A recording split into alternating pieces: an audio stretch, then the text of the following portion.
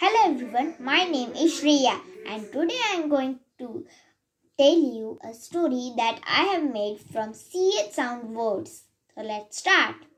Once upon a time, there were two astronauts. Their name was Charlie and Jack. They were best friends. It was March month.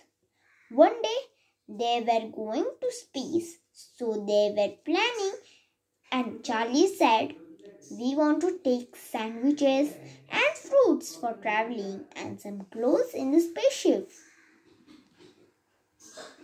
"Oh, Charlie, the most important thing you forgot to say, the space costume," said Jack. After some time, they go and sit in the spaceship. After a few days, they reach the space. And they notice that the moon has too much gravitational force. They enjoyed their journey a lot. Thank you.